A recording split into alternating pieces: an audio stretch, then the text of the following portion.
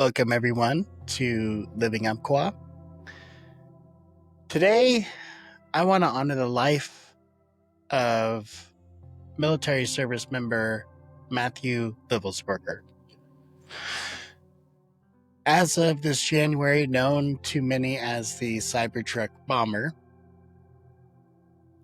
it has been confirmed that he served our country as a Green Beret and was in fact awarded the Medal of Honor for his extraordinary valor. Regardless of what history may say about his later actions, there's no question that he displayed a remarkable courage on the battlefield. Over the past few weeks, many have questioned the validity of the statements in the letter he left behind. True or not, it's clear that Matthew believed his message. He believed it was of the utmost importance. So much so that he risked everything to deliver it.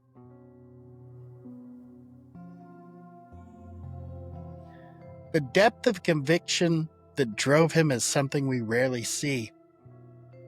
And it's something that is important for us to acknowledge. In this video, I'll share what we know about his story, his extraordinary service to our nation, and the questions that remain about his final message, particularly his claims of the war crimes in Afghanistan of 2019. And the reason he ended up on my radar on the UFO-UAP show is the mention of United States and Chinese classified drones that are driven by quote-unquote provisional propulsion. Now, my goal is not to pass judgment, but to lay out the facts. Examine the implications of his actions and consider how a hero's legacy can become tangled when caught between the truth, myth, and motive. In my book, Matthew Livelsberger is a hero, a Green Beret who, on his way out, decided he needed to pass on an important message, but also made sure that message wouldn't take anyone else's life. I cover some of the Sean Ryan show's reaction because they received notification and communication from Matt Livelsberger, Master Sergeant Matt Livelsberger, before he took the action on January 1st, 2025, pulled the Cybertruck in front of Trump Tower and exploded it. This is kind of a heavy one. And as I said, this came across my radar because of the UAP UFO topic that I've been covering. But I felt compelled to share this information with you all. Make of it what you will. I would love to hear your thoughtful comments about what this was all really about down below. And we're learning more about the New Year's Day explosion of a Tesla Cybertruck that happened right outside of the Trump Hotel in Las Vegas. You see the video there. That includes details on the suspect and his apparent motive. Federal authorities identified the man who blew up the Cybertruck as 37-year-old Matthew Livelsberger of Colorado Springs. All right, authorities are looking into a potential link between the attack in New Orleans and the explosion of a Tesla Cybertruck outside the Trump International Hotel in Las Vegas. That the Tesla Cybertruck that burst into flames outside of the Trump International Hotel in Vegas is being looked into as a possible terror attack. CCTV footage shows a Cybertruck exploding outside of the entrance of Trump International Hotel in Las Vegas this morning. And moments later, you can see what looks like fireworks shooting out from the vehicle. One person, the driver, was killed, 7 others injured. minor injuries, that is. And we are learning more tonight about the man behind the wheel of the Tesla Cybertruck that exploded outside the Trump International Hotel in Las Vegas. He has been identified as a highly decorated active duty Army Green Beret who loved his country and loved President Trump. The FBI is sifting through tips to find out why a highly decorated Army soldier blew up a Tesla Cybertruck outside the Trump Hotel in Las Vegas. A law enforcement source says the driver was Matthew Livelsberger. Well, Jim, this is very shocking to the people who knew him, who've spoken to CNN. Someone who used to work with him said that he had advanced steadily in rank in the military to team sergeant and then second in command to the captain of the Special Forces Detachment. Well, we do know this is somebody who is a Green Beret, active duty, by the way. He had been awarded multiple medals. The ATF says the, quote, level of sophistication is not what you'd expect from someone who has all of these sort of accolades and training, but the first things first, we need more information. We need.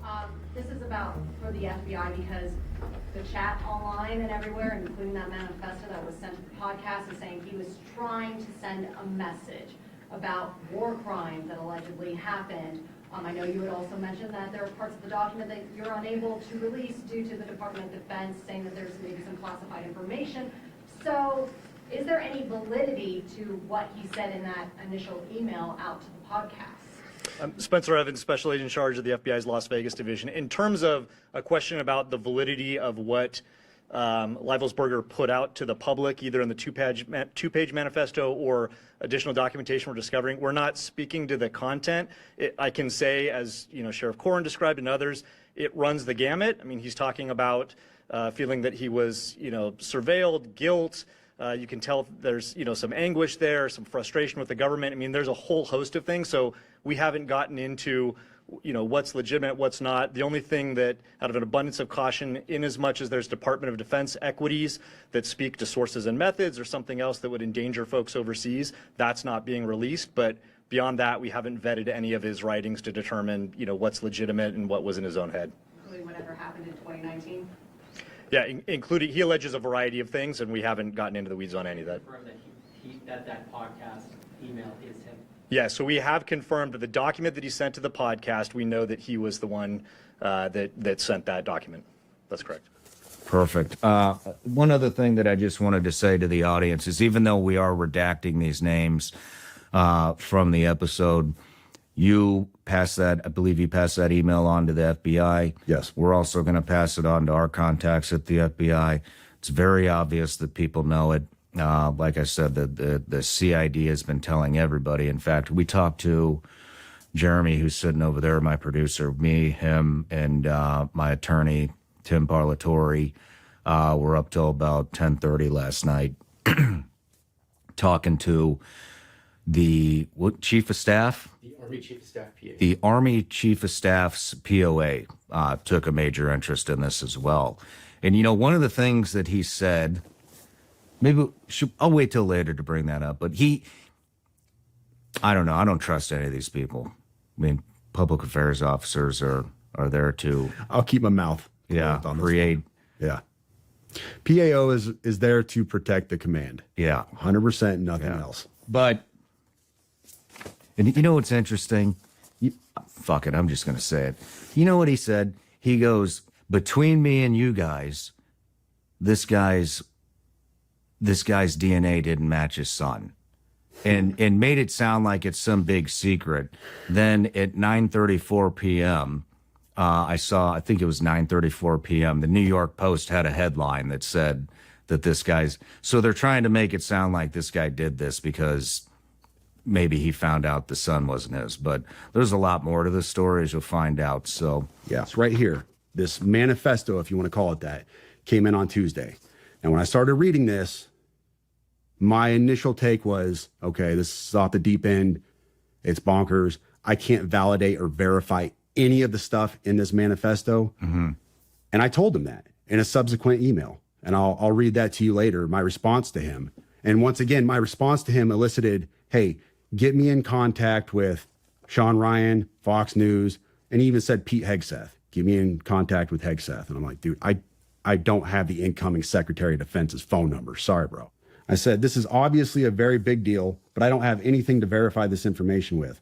Talking about gravitic propulsion systems without evidence just makes me another UFO talking head. Wow. Yeah. You know, the thing is, what is a gravitic propulsion system? To be honest with you, it is a fancy term you're going to find in science fiction. You won't find it in any, as far as I know, you won't find this in any kind of official manual or, scientific research. This is all science fiction. Now, not then, but what strikes me now is his use of a very specific term that nobody else call it. If you asked me, I would say an anti-gravity propulsion system. That's how I would describe it, because I don't know this stuff. He said gravitic propulsion system. And the thing that he was talking about in 2019, we pulled a report. This is from October 9th, 2019. UN report find alleged drug facilities were not lawful target airstrikes caused significant civilian casualties. The USASOC wants to give me more context on what had happened on this guy. And so first I wasn't going to take the call because I don't trust the government anymore. I don't think anybody does. Tim sent me a picture of him shooting with this guy.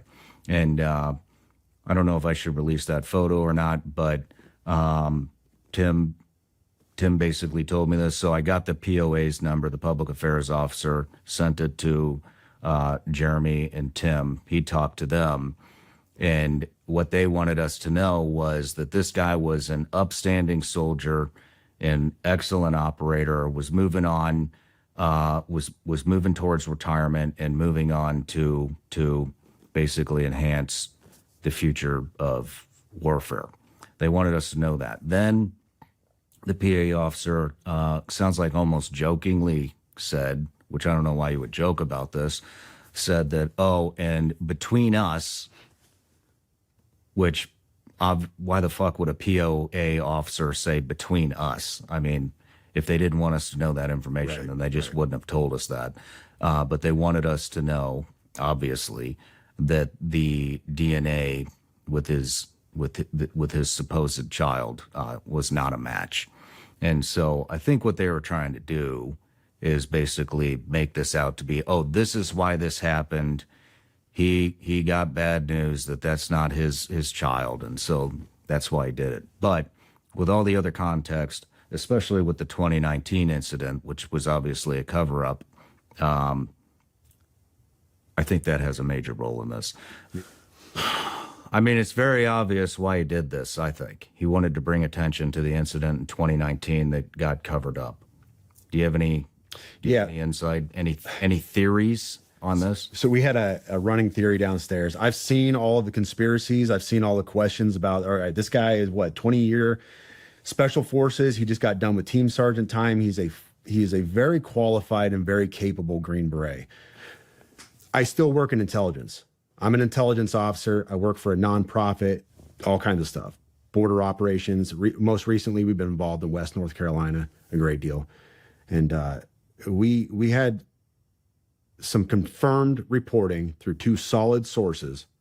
And this is where I have to be very iffy. And I told him in the car, and he can tell you offline, I cannot say this on the air, but we had two solid sources, one south of the border and then one from an element within our own government that confirmed independently of each other that some Iranian-made Manpads, so surface-to-air missiles, had come across the border.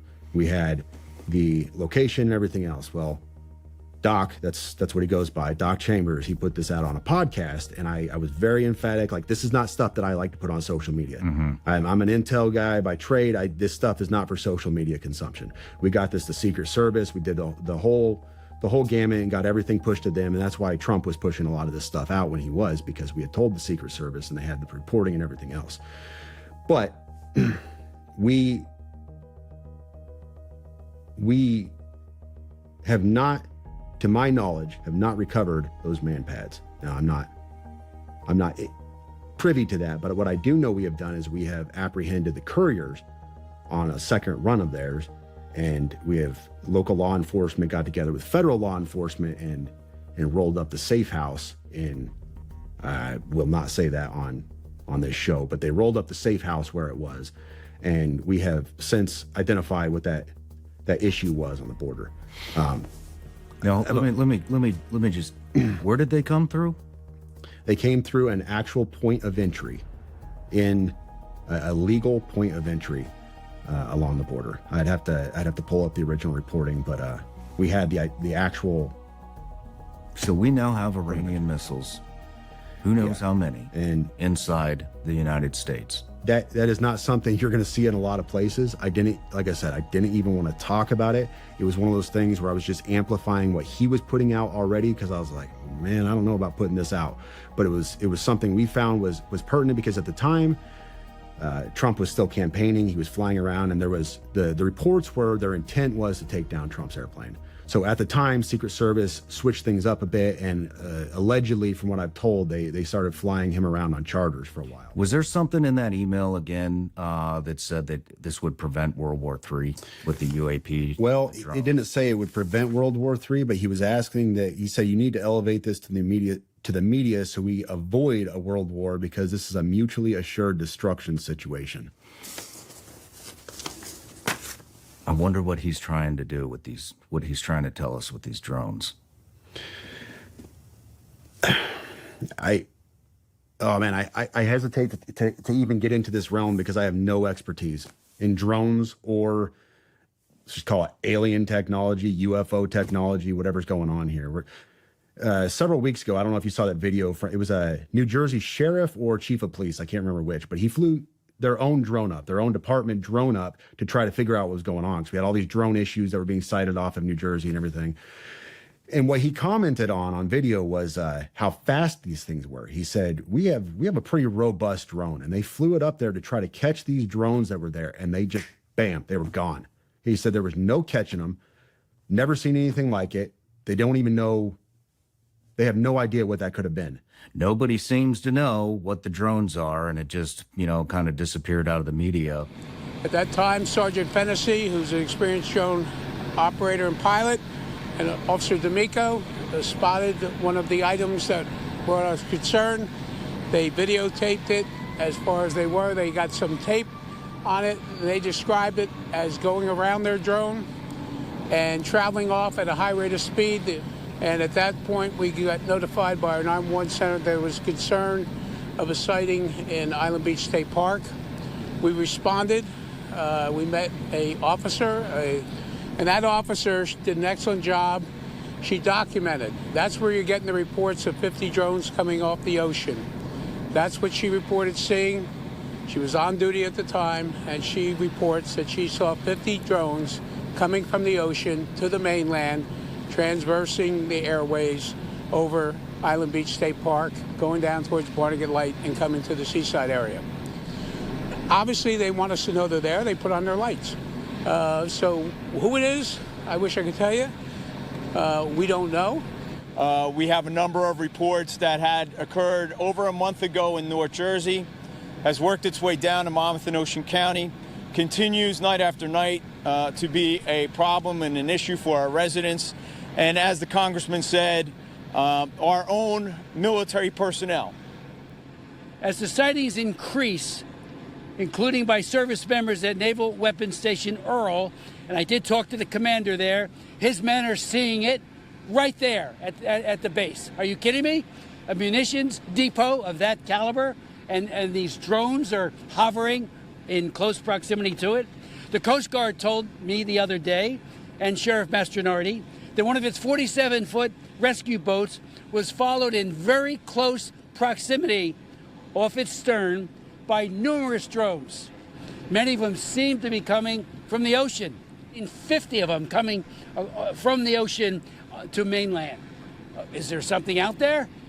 We don't have the capability to do that.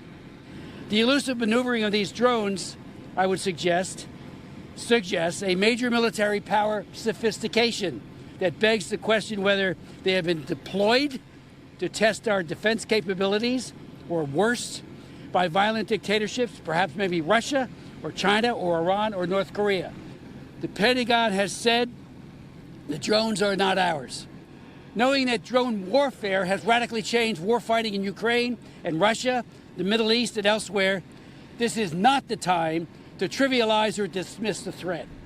Med Flight 8 Patterson Tower, use extreme caution for heavy UAS movement on the base. Security forces is handling the situation, and I gotta keep the lights down so that security forces can see. The U.S. Air Force says unidentified drones have been spotted over 4 joint U.S. and U.K. military bases in England. I mean, the details are still very limited at this time. We do know that the sightings started last week on November 20th, and they have really ranged in size, in style, and also the amount that we've been seeing over that last week or so.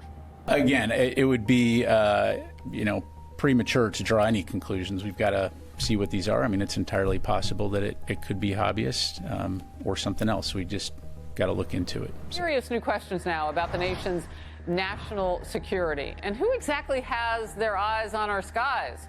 New reports that mysterious drones are swarming a U.S. military base and did so for 17 days in December of last year. The Pentagon says it's stumped with no idea who is behind it. The incident recalls the Chinese spy balloon. In December 2023, U.S. Air Force commanders at Langley Air Force Base in Southern Virginia, home to the F-22 Raptors, noticed over a period of 17 days dozens of unidentified drones would begin flying over the base shortly after dusk each night. 3 months earlier, mysterious drones were also spotted flying over a sensitive nuclear facility in Nevada. It is not clear whether these incidents were related. You're telling me we don't know what the hell these drones are in New Jersey are? Is that correct? That's right. On the West Coast, a Chinese citizen has been arrested, accused of using a drone to snap aerial photos over Vandenberg Space Force Base. This happened. I think the bigger issue is China and our adversaries trying to grab every opportunity for intelligence. Here's what we know so far. In October of last year, 5 drones flew over a little-known government site in Nevada used for nuclear weapons experiments. Then in recent months, more unidentified drone swarms, as they've been described, flew near Edwards Air Force Base near Los Angeles. And here's the doozy of them all. Last December, the biggest incursion we know, a dozen or more drones every night for 17 nights straight, circling the area of Langley Air Force Base along the Virginia shore. The number of those UAS incursions did fluctuate on any given day, but they didn't appear to exhibit any hostile intent. The military does not think this is just a bunch of hobbyists, right? No, that was like initially when this started to happen, I think that was a theory, but then it was rejected quickly because it's the sheer number of the drones that were flying over this base. Tonight, Camp Pendleton is acknowledging recent drone activity near the base as concern continues growing over mysterious similar sightings in New Jersey and other parts of the country. That's right. After hearing reports of possible drone incursions into Camp Pendleton airspace, I reached out to command personnel on base, and they confirmed those reports. That over the period of a week from December 9th to the 15th, quote, there were 6 instances of unmanned aerial systems observed entering Camp Pendleton's airspace, with no threat to installation operations and no impact to air and ground operations, end quote.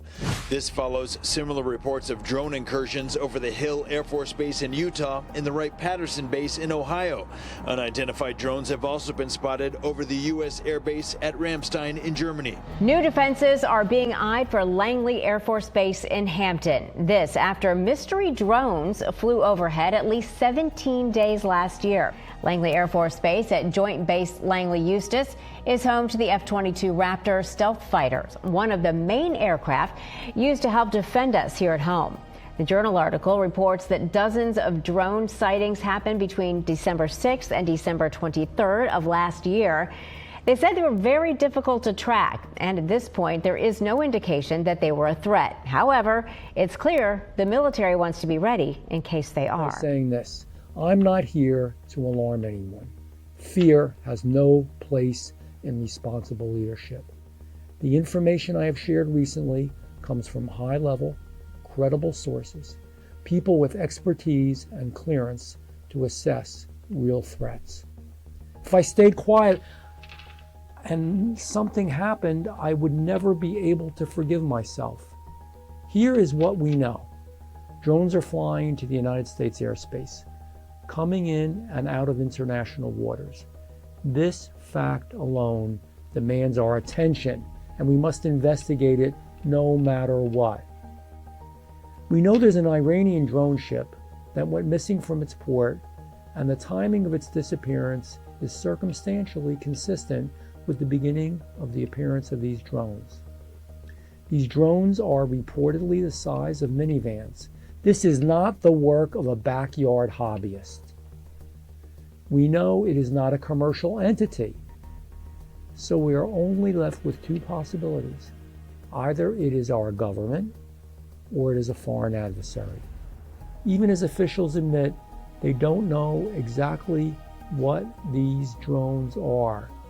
We don't know where they come from, what they contain, and what their purpose is. The truth is, unidentified drones flying freely in our airspace is unacceptable in the United States of America. We've been down this road before. When the Chinese spy balloon crossed our skies, we were told it wasn't a threat. We later learned it was actively gathering intelligence. So he had two objectives. One, he definitely wanted to bring light to 2019. That obviously affected his code of morals, and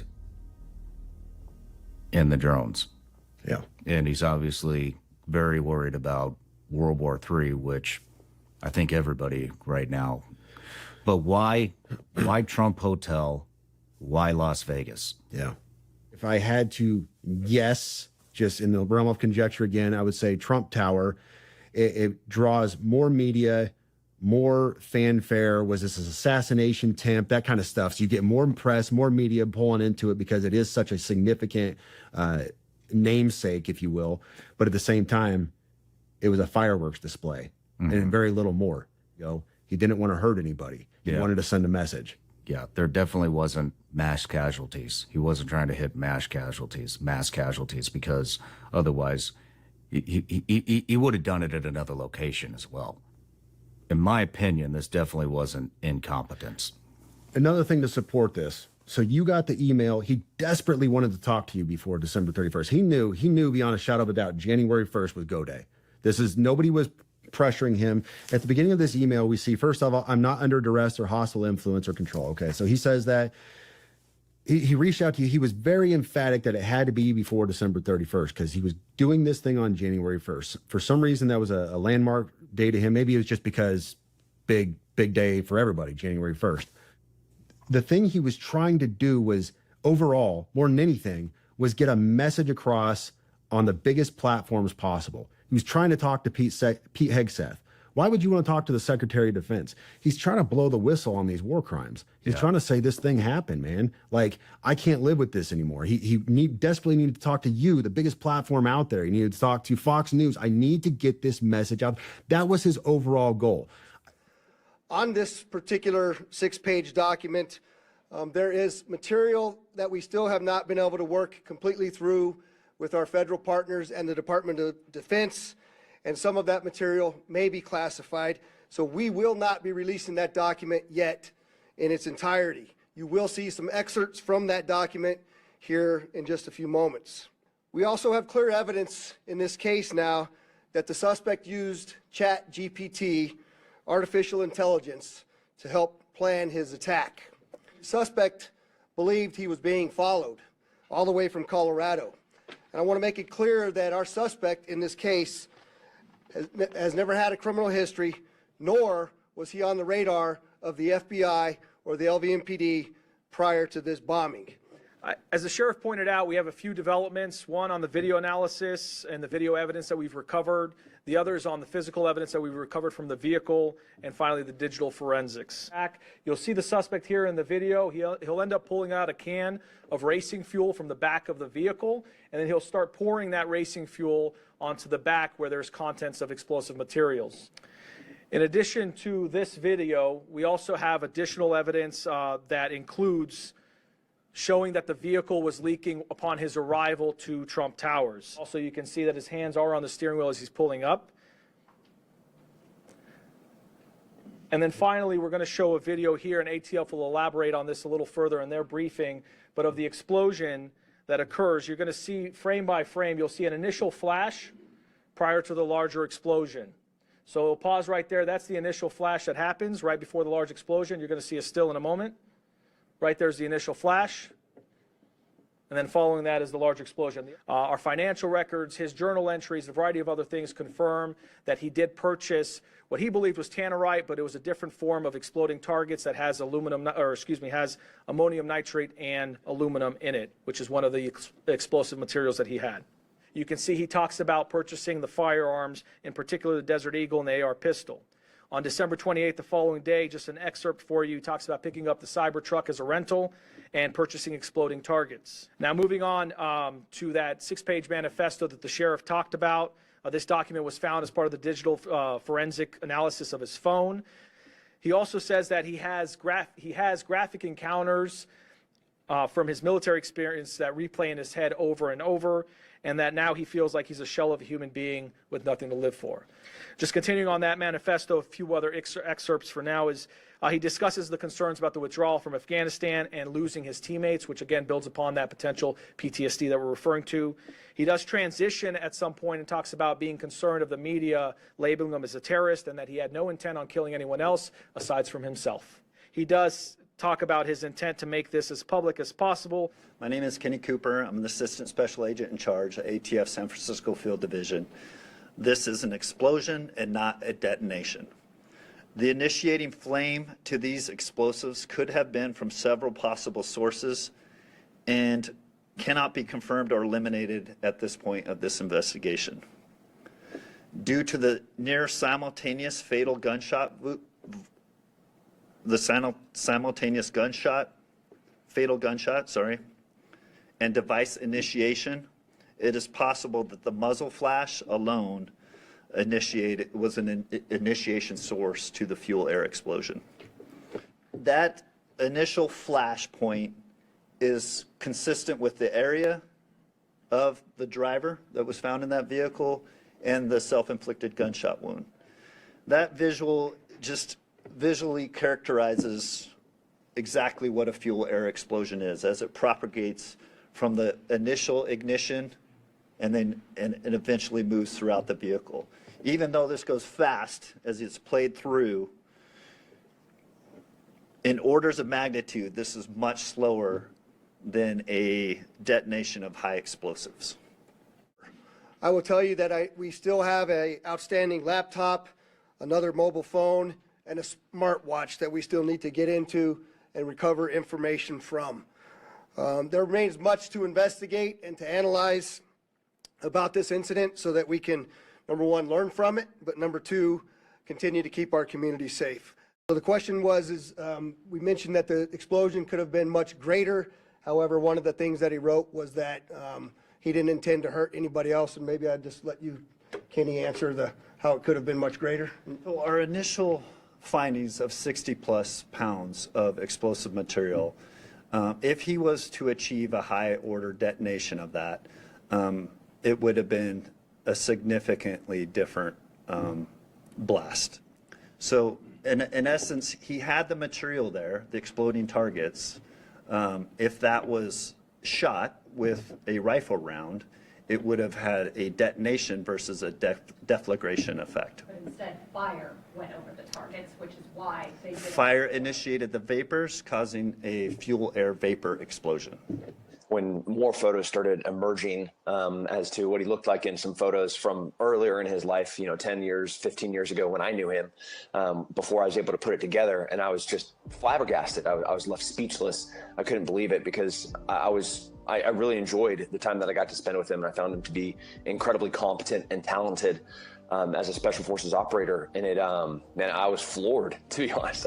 I didn't know what to do or say. Start to finish, categorically, the guy was a great dude. He was fit. He was a good shooter. He was a good communicator. There's 5-6 events that we did in this reality competition show, mostly based around soldier skills, and in every instance, he was seemingly a great person. None of this checks out. On the Special Forces side, he was first a Special Forces communications sergeant, and then an intelligence sergeant, and then ultimately an 18 Zulu. So he went through kind of every single one of the checks and balances. He was a talented Green Beret. and sounds like everybody liked to work with him. So none of this makes sense, and it's so heartbreaking. I truly hope that this is a wake-up call for service members to make sure that we're checking in with each other right now. But it's so heart-wrenching. Something broke, and they're very scary letters to come from somebody that is so talented in so many different things. The selection process for Green Berets is arduous, and they're very, very particular, and very rarely do you see, of course there's going to be bad apples, but this doesn't seem like a bad apple. This seems like somebody that was hurt or broken or very scared. I failed him. We all failed him. He was just checking up on me. What began as casual messages quickly became the last words she would ever exchange with him. The Master Sergeant served in the U.S. Army for almost 20 years. He was even featured on the History Channel series Ultimate Soldier Challenge in 2013. We're going to go full out just like we've done the entire challenge. He was really open about the trauma he faced and the teammates he lost. On December 29th, Livelsberger sent pictures of the Cybertruck he rented. He sent some front views, and he shared he felt like he was Batman or Halo. It wasn't until 2 days later, when the FBI contacted Eric, that she found out what happened in Las Vegas. They started to show me a video of him in the Cybertruck. My whole heart broke for him. That he was so broken that he got to that place. Eric is still struggling with why Livelsberger would take his own life. He didn't say anything explicit that would have triggered it, I guess. But none of this has made sense, and it hasn't made sense since the beginning. They asked me to identify some of his tattoos. But other than that, they also asked if they could take Riley's DNA, which I did not hesitate with. And they took that towards the end of us being there. They ended up swabbing Riley's mouth, and that was at the very end.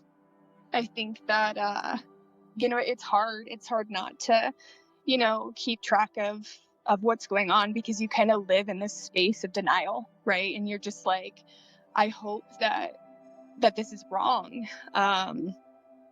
I think the most sick and twisted thing is once people started talking about how Riley's DNA didn't match Matt's, and it gives that false hope, right? It gives that hope that maybe that wasn't my husband in the vehicle.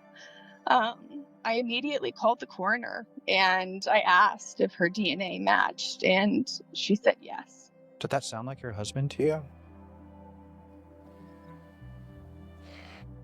I'm not sure. I was getting most of the information as it was released to the public.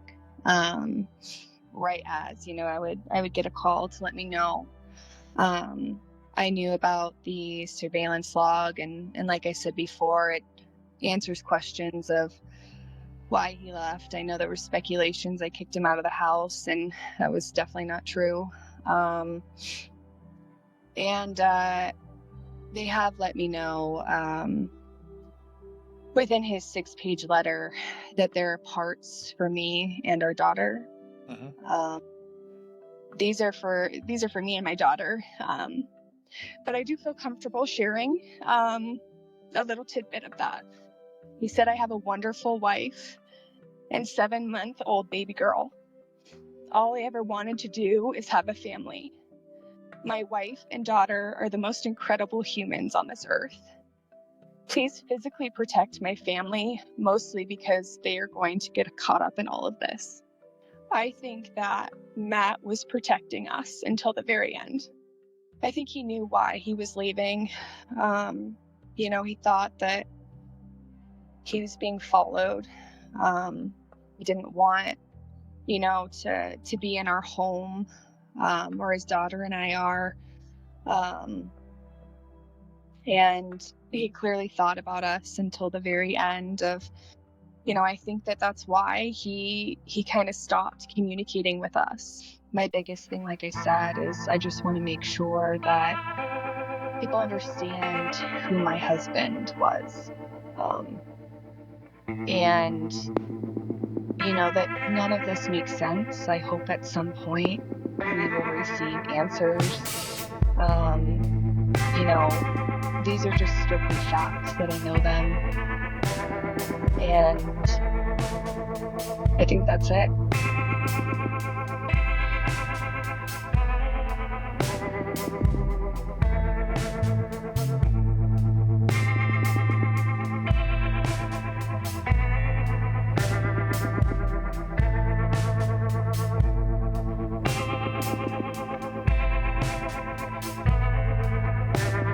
Wow. I told you that was going to be a rough one. Like I said, this started out, my interest in this really started out because of the UFO UAP subject that I've been covering. And it kind of took me down this whole other, rabbit hole, I guess, as folks that are interested in the UAP UFO phenomena also get interested in other things that don't seem to have a lot of really clear answers. I don't know if what happened to Matt was some kind of TBI, traumatic brain injury, and he kind of slipped away, or if this was some kind of op, or if he really just felt that these war crimes that took place in Afghanistan in 2019 and what he calls this, mutually assured destruction, which is what we had with nuclear warfare, but what he calls this mutually assured destruction of this advanced drone technology that apparently can bend gravity, use gravity. I'm not exactly sure. As they said, there's not a ton of actual technical information out there. A lot of it's theoretical when it comes to those types of propulsion systems, at least what's available to the public. They have unlimited payloads, he says, that that really could drop anything off as much as they want at any time, anywhere they want, which is really kind of terrifying. Then we find out that there might be Iranian nukes. Not nukes, excuse me. There might be Iranian Manpads out there in the United States while we're watching the Sean Ryan show, which is also worrisome, right? So I'm not sure at the end of the day if we're ever going to get the full story with Matt, but I do want to honor the two things he said was important, which was, one, let's get this information about these war crimes out there, and two, we need to learn what's going on with these drones / UAP / reverse engineered / UFO, whatever you want to call them, legacy programs or new programs that are going on. Hopefully with some of the new whistleblowers coming out, that's exactly what will happen, but we'll see. As far as this episode goes, I just want to say again, Master Sergeant Matt Livelsberger was, and will always be a hero, no matter what you think of the ending that he ultimately succumbed to. Thank you for watching this episode of Living Umpqua. I'll see you next time on the UAP UFO Rabbit Hole Show.